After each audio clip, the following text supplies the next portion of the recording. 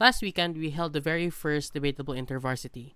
This episode is a post-debate analysis that was originally released during that tournament, but we decided to release it on Spotify anyway so that those who missed out on the tournament wouldn't have to miss out on the important discussions that we're having on that tournament. This is the post-debate analysis for the second round of Debatable InterVarsity. The theme for this round was the Philippines, and sports too. Last March of 2021, the Filipino-born chess super-grandmaster Wesley So officially attained American citizenship. He had previously left the Philippines to play on behalf of the United States. Around a month later, Filipino volleyball player Jaja Santiago was offered Japanese citizenship so she could represent Japan in the Olympics and the World Championship. This brought into the popular consciousness the question, should Filipino athletes stay in the Philippines even if they do not get many opportunities to thrive in this country?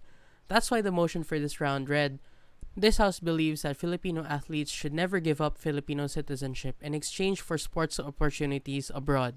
We'd like to thank Akeem Fabila for contributing this motion and for giving us their insights in this interview. We hope you enjoyed the episode.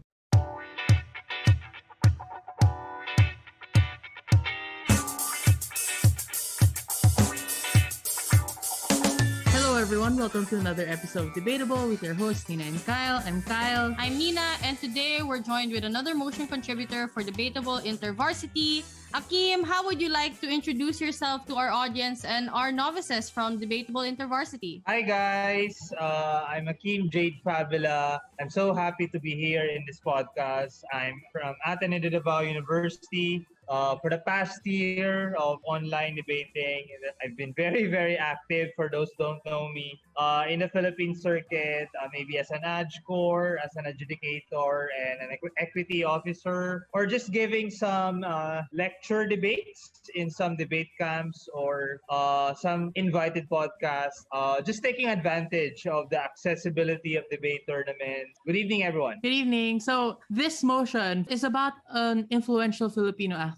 And from your motion, there is a dilemma from the perspective of the athlete where they have to choose between representing a foreign team versus choosing to stay in the Philippines. Is there anything that inspired the combination of the Philippines as a theme and sports within this single motion? From a personal standpoint, my first motivation and inspiration for that is because I'm a sports fanatic. I support Philippine basketball. I watch the Ascals in soccer. I'm a big fan of volleyball, and now I'm looking forward to the participation of the Philippines in Olympics. But with regards to the specific real-life context that inspired the motion, probably the audiences can relate to one Filipino athlete, and that's the story of Wesley So. A chess prodigy, considered by many as the best chess player in Philippine history. He represented the Philippines, but in around 2014, he requested to represent the United States of America. And since 2015, he has been representing the U.S. Chess Federation. But last year, he officially had his American citizen, which means he will now be permanently representing the U.S. Another similar case was the issue of Jaja Santiago, very popular volleyball player in the Philippines, but she's now playing professionally in Japan. She's already playing for Japan. She recently won a championship in a Japanese league, and now she has a big dilemma because the Japanese team that she was playing for is willing to sponsor her naturalization to become a Japanese citizen. And both issues, Wesley So and Jaja Santiago, were heavily covered by the Philippine media. And I think I was inspired, man. Maybe let's make a motion out of it. Yeah, so actually, I am not a sports fan except for siguro competitive debate and maybe competitive eating. So I've always been sort of confused, not really confused, but more of like curious as to why people are so invested in sports. Like yourself, why are people fanatics? And for this motion in particular, the theme is the Philippines. How important is sports to the creation of or the maintenance of the Philippine national identity? Interesting question. with regards to why we're so fanatics, I think it's because the beauty about sports is that it generates so much pride and nationalism. Okay, it generates so much excitement, especially if the story is something very relatable. And I think the best example of this kind of story is the rise of Manny Pacquiao. Whether we like him or not as a senator, that's another issue. But from a Philippine and sports perspective, he's really one of those influential athletes that really we can best attribute in generating our Filipino identity, di ba? Name one athlete that can stop Philippine traffic, that can lower the crime rate in a day or in a week. And I think that's the same feeling that I have when I support other athletes. When I see the Philippine flag in their jerseys, we feel that we're with them, and I think that's the kind of feeling that a lot of Filipinos feel whenever they see a Filipino athlete competing in an international event. What issues or main clashes were you expecting or do you expect to come out, especially given all of the things that can be discussed under this motion? Yeah.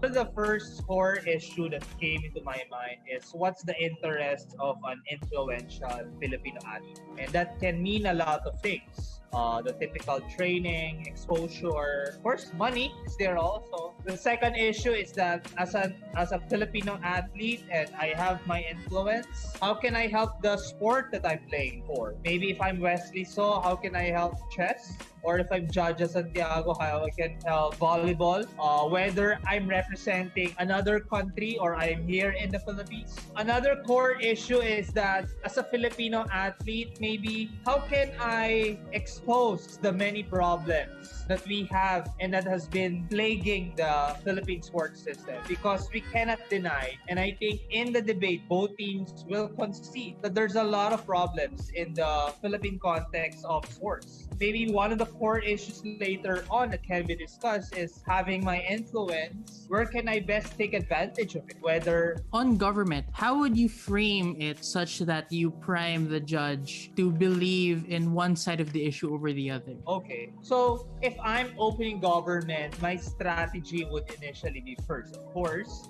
I would have to discuss that as an influential athlete, given my influence, it assumes something that I have the necessary skill, I am very popular in my country. But what's the problem? The Philippine sports, okay, what's the problem? As an athlete, competing and participating in international sporting events can be very, very expensive and needs a lot of resources. Unfortunately, and I think it's the important frame, in the Philippine context, the country does not have enough resources, especially the Philippine government, to fully expose me in all of these activities, to fully sustain me in my training. Second, another framing that is very, very important is how politicized Philippine sports is.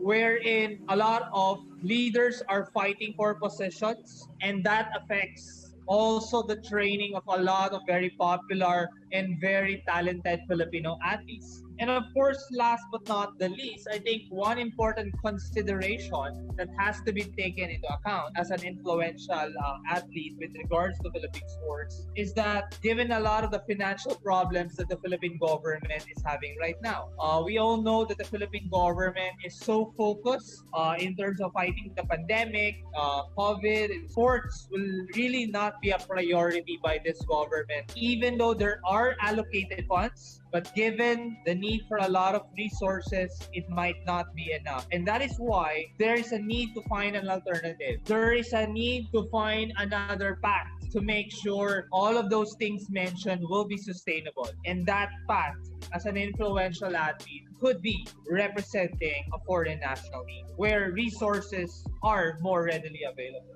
Given all of that, what would you run at opening government as the priority argument? Given that this is an actor analysis debate, we have to ask ourselves, what are the interests of an influential Filipino athlete? Because there are three important terms that you have to discuss there: an influential Filipino and an athlete.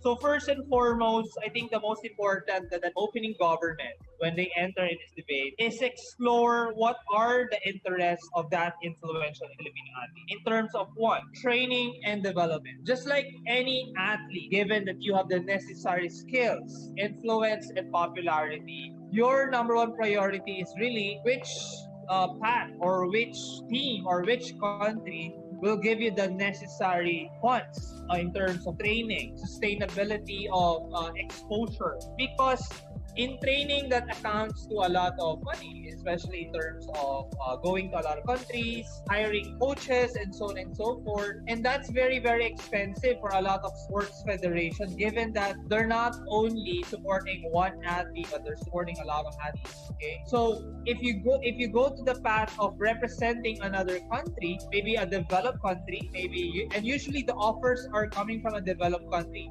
usually Japan, United States of America.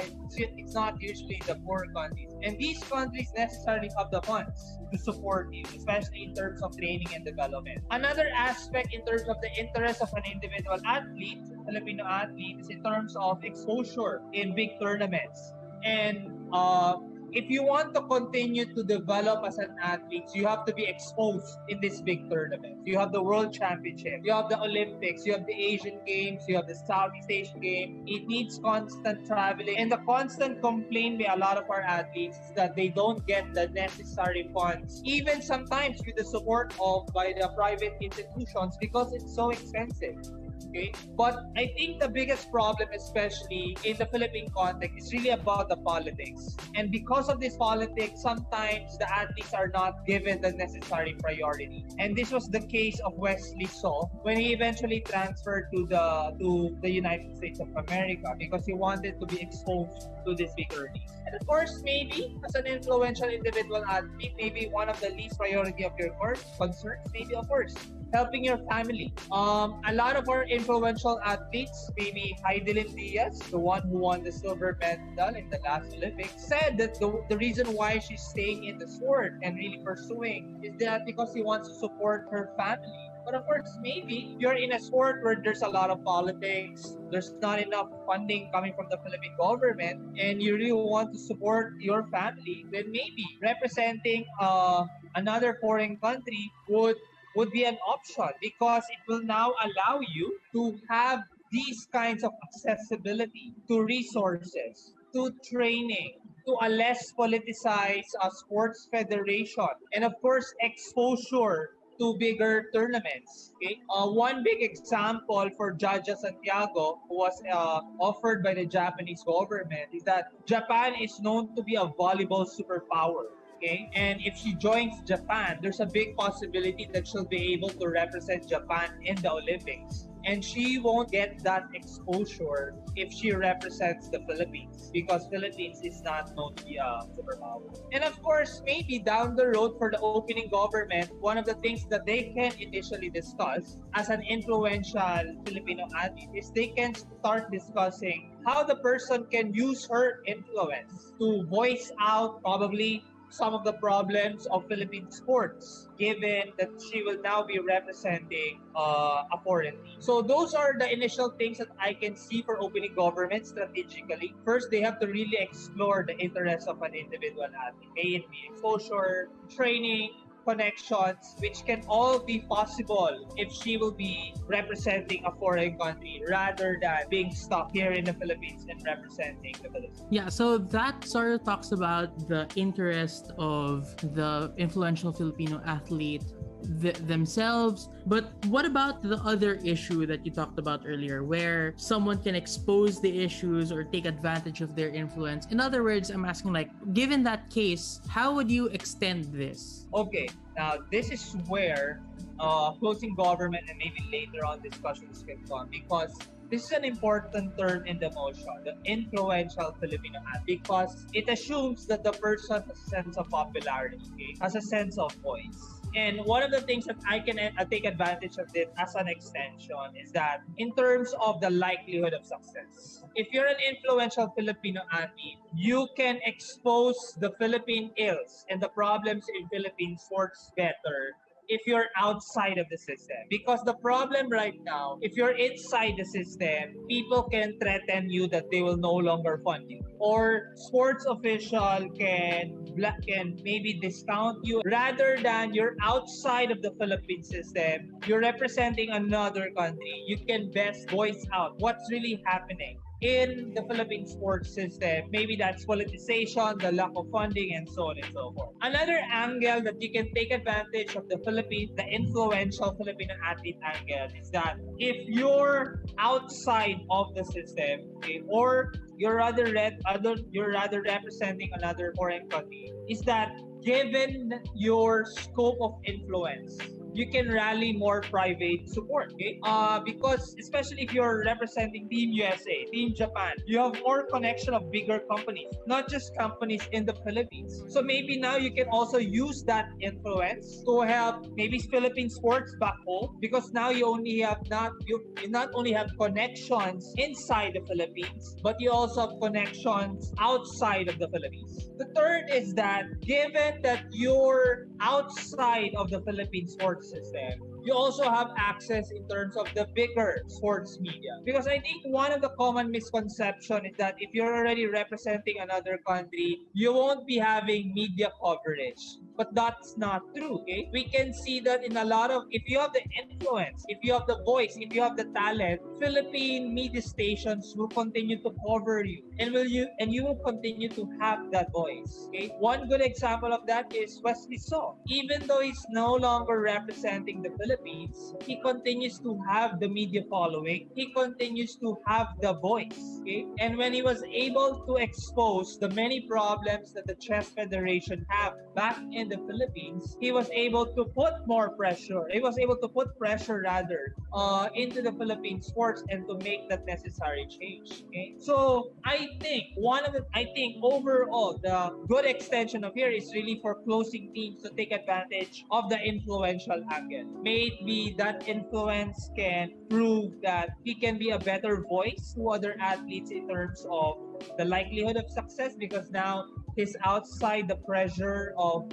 sports leaders, or rather he can rally more support because he has a larger market, he has a larger media exposure, and of course now he has more connections given that he's representing another country, but not just any other country, but a very, very powerful and influential country. And that maybe can help better Philippine sports development, can rally more private sport to the Philippine sports development. So I think that's the angle that the closing teams can take advantage of. I was also actually wondering, is there sort of a philosophy angle to this as well? Now, you can make it an extension where you could say that the athlete does not have a responsibility to stay in the Philippines, because if we're taking a look at sports, we should at this point try to transcend nationality. Like we should transition to a post-nationalism way of looking at sports. Would that be a viable extension in your opinion? Yeah, that's a very good point. Especially right now, because as an athlete, you have to consider that in the past kasi, a lot of athletes take pride that we should only represent the Philippines. We should only represent our own country. But as we've seen in the past few years, a lot of the athletes, your term post-nationalism, believes that they can still best represent the country even though they're outside of the country, even though they're no longer representing the country. And that's why, and one good example of that was the case of Jaja Santiago. When Jaja Santiago shared to the Philippine media that she was being offered by Japanese citizenship, there was a lot of pride coming from the Filipinos, because as just you mentioned, a lot of the netizens believe that Jaja Santiago never owes the Philippine government anything, and she should go to the path where she can develop her skills better, where she can fulfill her dreams better. And of course, a lot of people believe in the post-modern identity, whatever you want to call it. Even though you're representing another country, the Philippine pride will always be there. The Philippine name, your Philippine connection will always be there. You will always tie to where you were born, and so on and so forth. So yeah, that could be another angle. It could be a nationalism angle. It could be a representation angle. Given that strong government case, I guess the first question now for opposition would be, how do you enter a debate like that? How do you enter once those arguments, assuming you have a really strong opening government, have established those arguments already? Like, what is the reframe that you would do at opposition? I think for opposition, they will have to concede that there might be a lot of problems in terms of the Philippine context. There might be a lot of problems in terms of corruption and so on and so forth. But I think in the long run, given your influence, staying in the country will still be better for you as an athlete individually, will still be better in terms of representation for you as an athlete, and also staying in the Philippines, despite the many problems, will still be better in terms of other athletes themselves, and of course, the Philippine context as a whole, especially in terms of using your influence. Because I think Op can say that maybe the Philippine context, like maybe we have a lot of politics, we don't have a lot of funding compared to Japan and the US and so on and so forth. But any influential athlete, can still better represent the country and maximize his or her influence if he stays in the country. And I think later on, we can discuss that further. So, given all those things, that reframe, which I think is quite strong, what arguments would you therefore run at opening opposition? Okay, so for opening opposition, still, since this is an after analysis, we have to analyze what are the interests of an influential advocate. I would concede that there might be not enough government funds. But I would say, given that you are an influential athlete, I think you can still generate a lot of private support, okay? You can still generate a lot of private support, which is happening right now in the country. A lot of the popular athletes have generated support coming from the big companies like MVP Sports Foundation. Kasi a lot of people believe if you have the talent, if you have the skills, you can easily generate support from a lot of sectors, okay?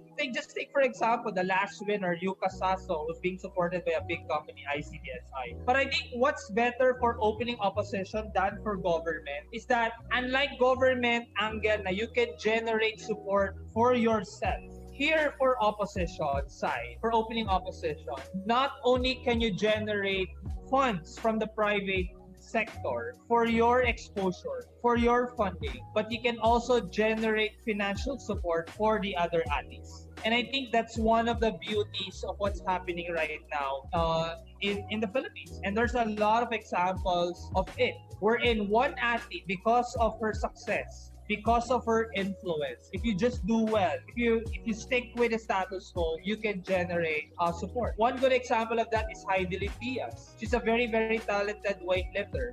After she won the gold medal, the silver medal in the last Olympics, okay, and she stuck it out all these years, she was able to use her influence. She was able to use that power not only to generate support for herself, but also to generate more support to weightlifting, to the whole support. And now it's garnering more private support, attracting more companies, attracting more individuals to support her, and not only her, but to support the whole sport. And I think that's one of the angles that these athletes can discuss. And that could have a trickle effect. And now that it could affect in terms of training, it has affected exposure. Another important discussion by the opening opposition is in terms of representation. And I think this has something about the philosophical that you were mentioning, Kyle. And I think this is also one thing that maybe government cannot really discuss. Because at the end of the day, you cannot claim that you can just represent the Philippines if you already represent another country. Because we cannot deny if you represent another country, you already bring the flag of another country. In the media, it will say there it's Japan.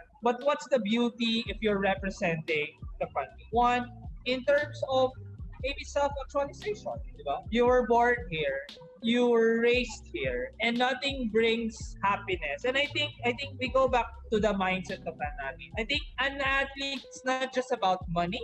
It's not just about training, but where can you find happiness? Where can you find actualization? Where can you find that sense of fulfillment? And I think as an influential athlete, you can only do that if you're able to represent your country. Even though you're not able to bring them in the big events like the Olympics, but to see your country doing better slowly but surely. Maybe it's slower. maybe in the SEA Games and then later on in the Asian Games. But it's the kind of gratification that will bring a sense of fulfillment to you as an athlete, which I think is very exclusive that you won't be able to get. You won't be able to get if you're representing another country. That kind of sense of fulfillment that you're able to see your country do better because you have the talent, you have the skills. I think both sides will agree on that. Another one is that if you stay in the country and you have that influence, if you have that representation, is that we cannot deny that a lot of athletes are looking up to you. Okay? And if you stay in the country, not only are you helping yourself, but you're also helping future generation of athletes to strive hard. That no matter how difficult the situation here in the Philippines, okay, loving and representing your country will bring greater joy. And I think this is not only in terms of imaginary joy, but in terms of really being a model in a lot of Filipino athletes. Okay? There's a legitimate pathway of being successful even though you're staying here in the country because you can still rally support. So I think if you stay in the Philippines in terms of representation, it's not only good for yourself, but you're also a model athlete to a lot of the future generation athletes. And I think the practical benefit is that it helps the Philippine sports as a whole. It helps your sport to have a sense of sustainability moving forward. So I think that's the opening strategy for opening opposite. Actually, since you were talking about happiness, I was saying, like, on that note, would it be feasible to argue that if you leave the Philippines, it's not just like you're joyful that you're representing the country where you were born and raised in? Is there also a way to argue that if you leave and go to a different country, that you might experience some form of racism? Because intuitively, I might argue something like this, but I'm not really sure if I have the matter to back it up. So do you think that this would be a feasible argument to run, especially like with your knowledge that I do not have, because again, I don't know. Maybe kung competitive eating, I have matter on that, but as for different kinds of sports, like, would that be a feasible argument? It can be a feasible argument, and I think that's the reason why in the US and especially right now in the US, it's so difficult to really perform there because there's really priority for the white athletes. Of course, right now with all the anti-Asian hate, there's really an argument, as you said, Kai, that maybe there's a less likelihood of success. Especially if you're representing these Western countries. So that's another possibility. And of course, second, one of the most practical things I think is just being away from your family. And of course, now representing, of course, Gov can argue naman of course, a lot of these athletes are training abroad. But of course, given the motion that you're already permanently representing a country, another country, that means you're also residing in that country. This is not just something you're staying here in the Philippines, going back to another country, going back to the Philippines again, going back to the country. But of course, you can do that. But most likely, since you already have this citizenship, you're expected there to stay longer. You're expected there to be away from your family. Of course, unless you bring your family there and so on and so forth. Although that's not an option that everyone can have, given that every country has their own rules and so on. But yeah, that's a very good point that you mentioned, that maybe that's a possible angle that opposition can also argue. What other extensions can you imagine opposition running for this debate? If I were in closing, I would have a really difficult time extending given the robust argumentation that already came up from your earlier discussion. So I can't imagine, and probably I don't have the matter to back it up, I can't imagine other angles that can be explored. Would you like to share, or please do share, because I need help. Yeah. This debate, when I framed it, this is a typical like an OFW debate also, especially maybe you're a trained expert, not necessarily an OFW, but if you're a skilled scientist, would you go abroad or not? Would you take your talents there and here? I think one of the biggest problems and the fears is, one, there could be a brain drain, or maybe we can call it a talent drain. Because if you're an influential athlete, it means this is not just any ordinary athlete. You're really something that is very, very, very important to the sports development. You're very, very important to the sports themselves. And maybe, like Wesley So right now, the chess federation is suffering from in terms of chess talents and so on. So that's one thing. And why it would eventually lead to brain drain and eventually talent drain is this could be a precedent for more for more athletes to leave the Philippines and go to another country. And I think that is not something that you want as an influential athlete to happen. Ba? If you're arguing against opposition side, because as for opposition, you want as an influential athlete to be a good example. You want athletes to represent their country, to give their best for their country, and not for the sports to suffer in terms of talents, in terms of skills. So this could be a bad precedent. Second, I can also argue as an extension using my influential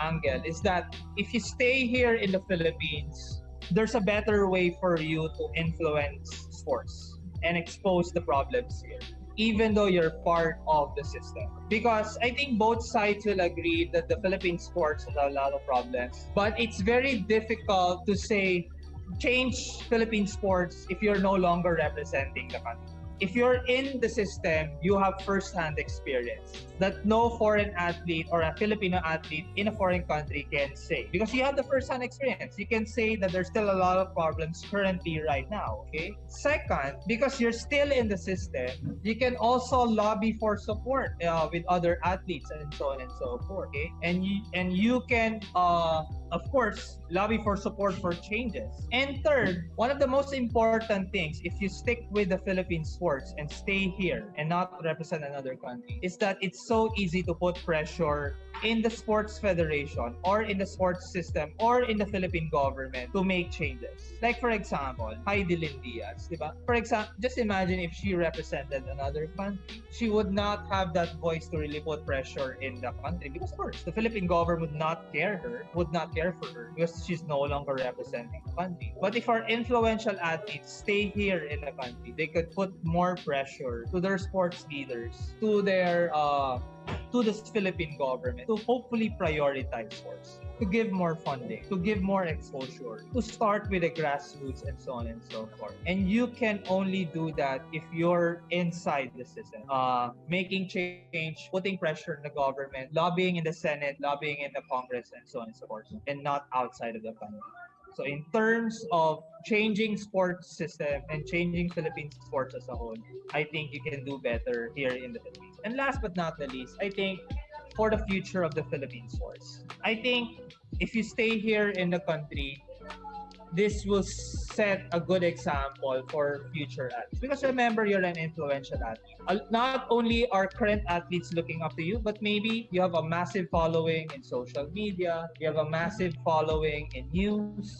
There's a lot of kids looking up to you. There's a lot of future athletes looking up to you. And you can be a voice to these kids. You can be a voice to these future athletes that the best way to represent your country is to stay here in the country. The best way to give back to your motherland is to represent this country. And there's no better joy as an athlete than to represent where you came from. And I think that explains why a lot of our influential athletes continue to stay in the country and have not changed citizenship. So I think there's still a lot of angles that the closing opposition or future extensions the teams can discuss. So that was a great discussion overall about all the different sides that you could have for this motion. So I guess to end this post-debate analysis, we'd like to ask, what advice would you give novice debaters that might struggle with this particular theme? Especially, we have some international participants. What advice would you give them as they probably might be struggling with motions under Philippine theme, but also with regard to sports motions in general? Okay. With regards to Philippine motions, rarely do you hear very, very classical Philippine debate motion. It's usually really about current events. And I think the best advice for any Filipino debater or for any foreign debater, if you're going to a Philippine tournament, you expect a Philippine motion, you need first just to read a lot about current events, politics, economics, or maybe even sports. And this is something that is really, really hot topics, especially in social media. And second, just like any motion, these have classical roots, classical issues. The issue, of course, where is representation better? Staying here in the country or, of course, going another country. For sports motion, sports motion is a bit tricky. I just had a recent podcast last week with another institution where I gave tips on how to approach sports motion. I know that's a very lengthy discussion. And I told them we're very lucky right now because I tell you, sport is really a very difficult theme. Sometimes they put it side by side with economics and IR level of motions. But lately, sports motions have been not as popular because of the pandemic. A lot of the sporting events have been canceled. So it's good for all of us debaters. Less sports motions, but of course, you expect if I'm in the edge card, you should I give sports motions here and there. But how to approach it? In almost all sports motions, usually the themes are very repetitive. Common themes like Olympics, gender, and nationalism. So usually the themes are very classical. Another one is that in every sports motion, usually, one kind of approach is to understand what are the interests. Usually, sports motions are worded wherein there are interests of athletes, maybe there are interests of institutions. So try to identify what are the stakeholders that are involved in the sports motion. Second, given the stakeholders, what are the interests of these stakeholders? And you can vis-a-vis compare the interests of these stakeholders. And of course, just like any team, there's no such thing as a purely sports motion. Because for every sports motion, there's an economics angle or a philosophical angle. There's a nationalism angle. Sometimes there can be an IR angle. Okay, one hot motion right now is that this year Japan is hosting the Summer Olympics. Next year, China is hosting the Winter Olympics. And there's been a lot of controversies with that hosting, whether China should push through with hosting that event, given all of the problems China is having. So there's also a possible IR angle. So there's a lot of angles. And maybe in this motion, the Philippine contest. Okay, the Philippine contest. So I think those are my tips to all our participants, and I really hope you enjoy the motion and really make most out of it. Thank you so much, Akeem, for this interview, as well as taking the time out of your day to formulate this motion, come up with arguments for it, and appear on our podcast to help the novices navigate through this tournament with us. So, with that all said, thank you. This has been the episode. We'll see you in the next one. Bye. Bye bye. Bye. Yay.